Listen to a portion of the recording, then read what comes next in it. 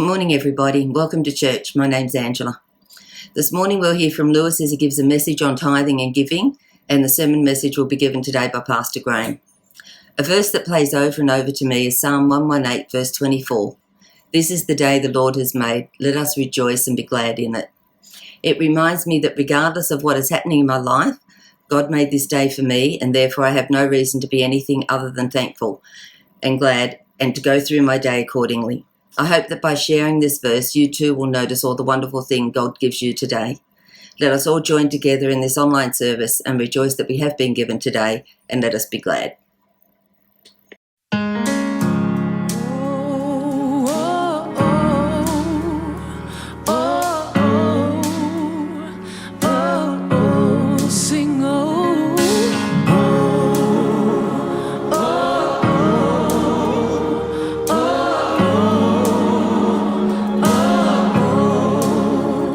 Living in the overflow, we're covered by your love, moving with the Holy Ghost.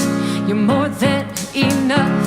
I'm walking in your freedom now, covered by your grace, witnessing your healing power.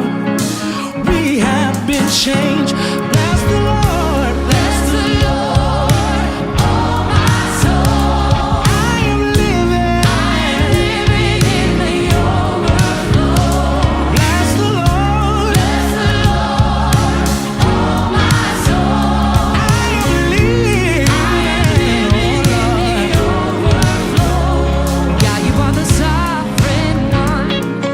You've given us your name. We declare your kingdom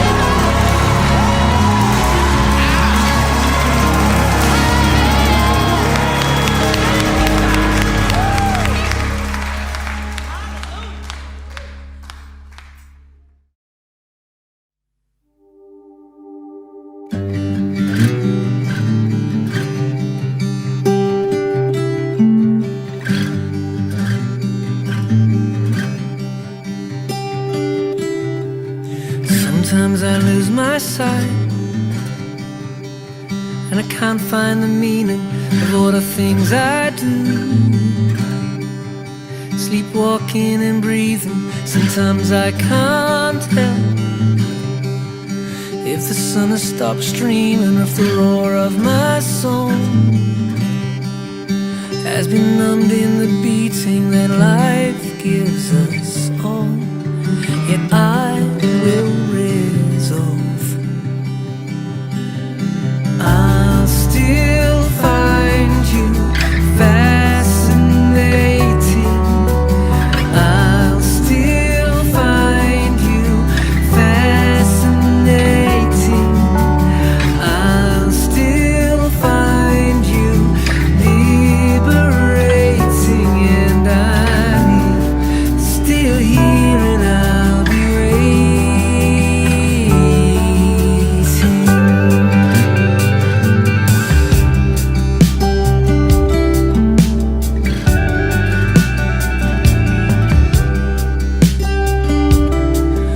If I'm honest, I can't say where to go from here. I remember when we dreamed, your words piercing my ears. And I know our hunger for each other is shared. Just might take all my strength to lift these hands in the air and create the words I know you created mine. I'll still find you fascinating. I'll still find you fascinating. I'll still find you liberating. And I'm here, still here, and I'll be waiting.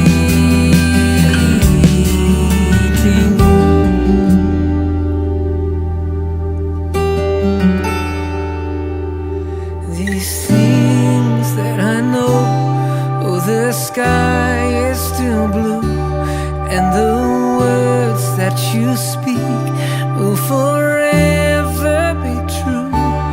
And these hands, worn and dry, they belong in your own. When I'm lost and afraid, I am never alone. Oh, these things that I know, oh, the sky is still blue, and the words that you speak will forever be true. Oh, these hands, worn and dry, they belong in your own. When I'm lost and afraid, I am never alone. I'll still find you fascinating. I'll still find you fascinating. I'll still find you liberating. And I'm here, still here, and I'll be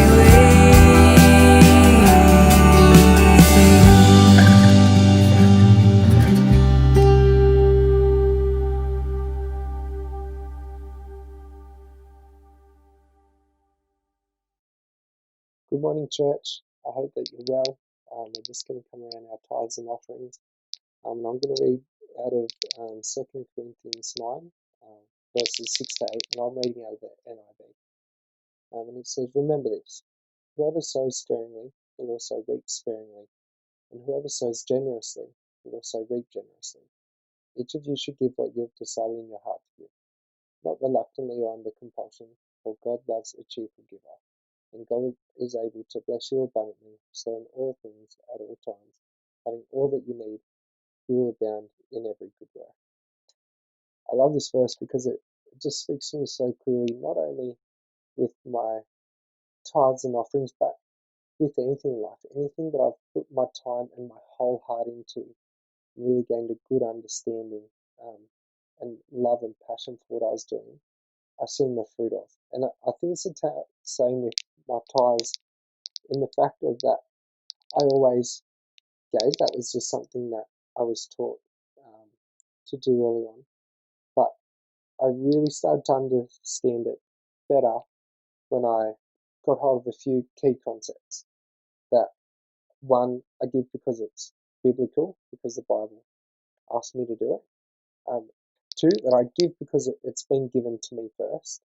I don't think any of us would be in the positions that we are without the blessing of God upon us. So it only feels right for me to give back 10% of something He has given me 100% of. And just like it says in that Bible verse, that in all things, in all situations, I have never ever gone short. He's always provided me enough for what I needed to for that situation.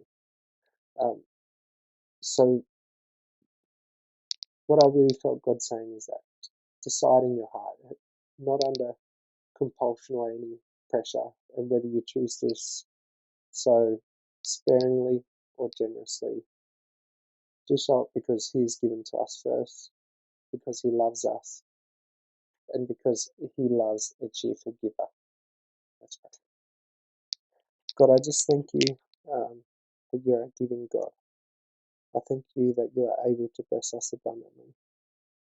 And we just come before you today with our tithes and offerings, and we give back. We thank you for your love and your guidance, God. We pray that everything that is sown today will go into your kingdom and advance it and stretch us out into our communities and into the world. We thank you and we love you. In Jesus' name, amen. Thanks, church.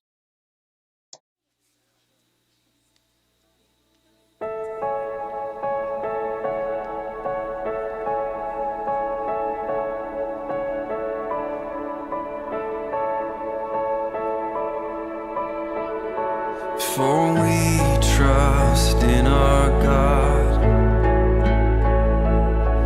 and through His unfailing love, we will not be shaken, we will not be shaken, we will not be shaken.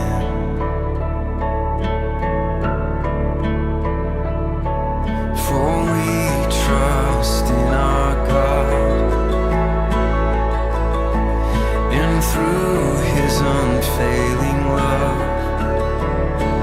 we will not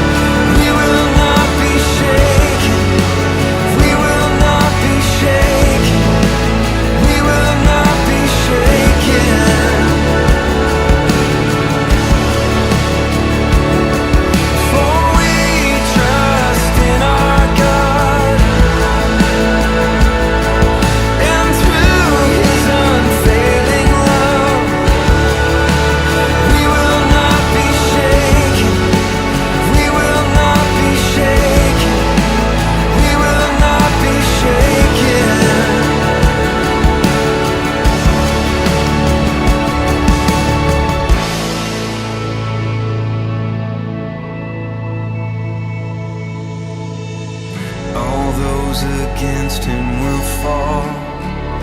For our God is stronger, he can do all things. No higher name we can call, for Jesus is greater, we can do all things. All those against him will fall, for our God is stronger, he can do all things. No higher name we can call, for Jesus is greater, we can do all things. For we trust in our God, and through his unfailing love, we will not be shaken, we will not be shaken, we will not be shaken.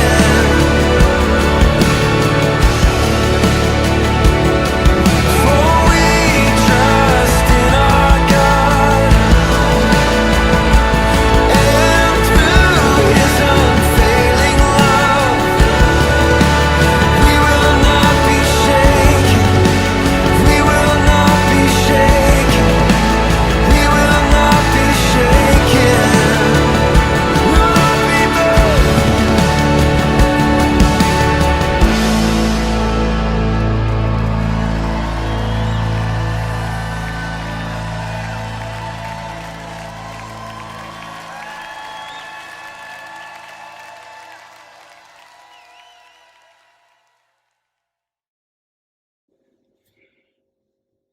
Hey church, it's Pastor Graham.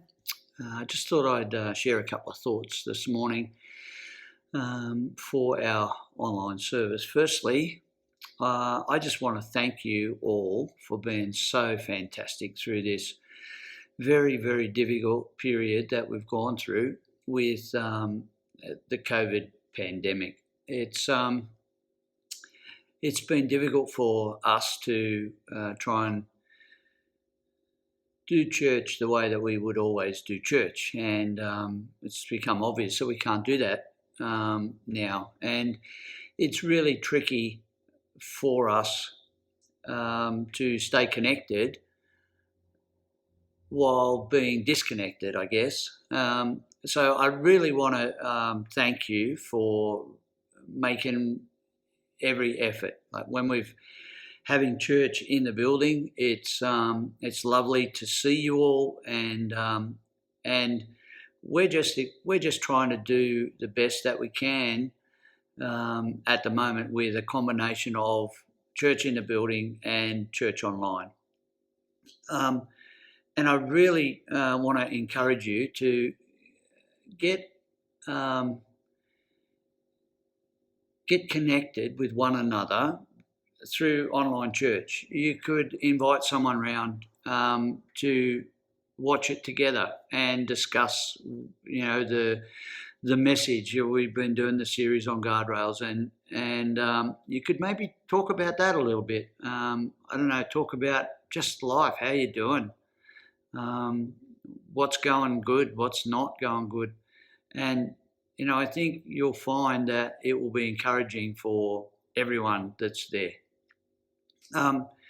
It's been great doing the interviews in church to get to know people a little bit better. We know each other fairly well, but we don't really know each other that well.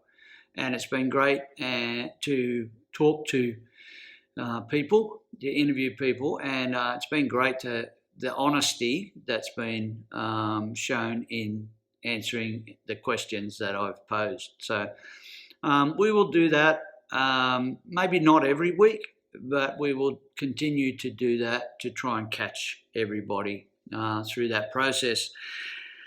But today I just want to share a couple of thoughts on staying in your lane. I mentioned it last week about there's been a bit of discussion lately on my social media circles of people using the comment to stay in your own lane. And I mentioned that we've started our athletics carnival, our COVID athletics carnival at Bathurst Public School. And I was watching some of the runners run in the 100-metre races. And everyone has their own lane. And the good runners run with a purpose and a skill that keeps them in their own lane. You can tell the ones that are athletes running in their own lanes, and the others who are not trained in the art of running, and they wobble a bit and may even cross into someone else's lane. And they don't run as effectively as those who are trained to stay in their own lane and be focused. So Paul talks about us running the race that God's marked out for us. So we are all in a race. It doesn't matter in athletics whether it's a 100-metre, 200-metre, 400-metre, 800-metre, 1,500-metre race. Everyone has a lane initially. The longer distance races, they run in their own lane for a period and then they cross over and they run close to the centre of the track because it's less distance. But everyone has to start in their own lane and everyone has the same finish line. They have the same start and the same finish, and there's a period of time where they're running in their own lane. Paul says that God has marked out a race for each and every one of us. It's marked out. So it's different. My race is different to Jenny's race. My race is different to Glenda's race. My race is different to Malcolm's race. We start at the same place as sinners, saved by grace, and God then encourages us to run a race that is marked out for us. Now, if I run my race focused on who's in the lane next door and where they're at, what position they are in the race, then it distracts me from staying in my lane and running purposefully the race marked out for me. The race might be, I might have to be in my lane for a certain period of time, then I cross over and I join up with a whole heap of other runners and we run together. And then if you know much about running and you've watched races before, it gradually everyone spreads out, especially in a marathon, which is probably the best analogy for our race because it's not a sprint. It's a marathon. We will get our second wind. We will get out of breath and then we will get a second wind and we will carry on that race.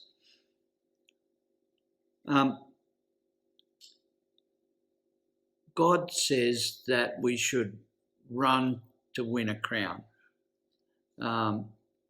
We train to get a crown. You see, in the natural, there's a first and a second and a third, and that's generally it. You see, we can run a race that God has marked out for us, and we can all be winners. We can all receive a crown. We can all get that statement from God, well done, good and faithful servant. You see, it's a race, but it's not a competition. You see, if we're focused on our race, we start our race and we stay focused. We look at the goal, we look at the finish line, we look up ahead and we focus on that, and we don't look around us at the runners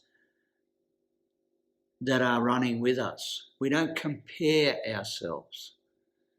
See, that's another thing that Paul says, that it's not wise for us to compare ourselves to other runners in the race. I was guilty of that early on in my Christian life. I was guilty of looking around at others and comparing myself to how I was doing compared to them. And I discovered after a while that all that did was make me either prideful or miserable. It didn't make me effective. It didn't help me at all. See, I would look at others and I would go, I'm doing better than them. And that would puff me up. And God doesn't like pride. He likes humility. He likes us to be careful in what we do. I'd look at others and they would be doing so much better than me. They were running with passion, and they were fit, they were healthy, they were running strong, and I was struggling and I would feel miserable. It's not healthy for us to compare. We run our own race. We have the same start. We have the same finish. So guys, I really want to encourage you to think about your race. Think about how you're running. Are you running in a season of strength? Are you running in a season of having lots of energy and you're running well? Or is it a time when you're slightly out of breath? It feels like everything is uphill and you know, it's a season. It's a seasonal race. We run that race at different speeds, sometimes faster than others, sometimes it's a slog. I remember the video of the City to Surf from Sydney to Bondi, and there's a part of that that's called Heartbreak Hill, which is just a long slog uphill. And you can see the runners that are very fit and trained, they run as if it hardly has an impact on them. And some of the others that are doing it as fun, they're dressed up as a dinosaur or a fairy or something. They're just there for fun, and they're walking up that hill. But the point is, they're still making progress. And we need to think about that when we run our race, that as long as we are still making progress, we're still focused on the finish, and we're taken step by step by step.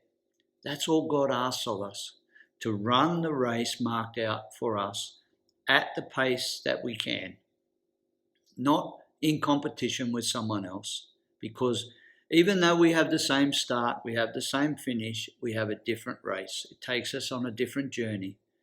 So church, be encouraged today. And thanks again for being a part of our online service. I want to thank all those who take the time to record the welcomes and communions and tithe messages. It's eased my race because I now have people that are helping me in my race. And we all have people that can help us in our races. Look around, see who it is, and let them help. God bless everyone. Have a fantastic day. Enjoy your Sunday. But remember, it's all about the week ahead. Be refreshed today for the week ahead. God bless. Amen.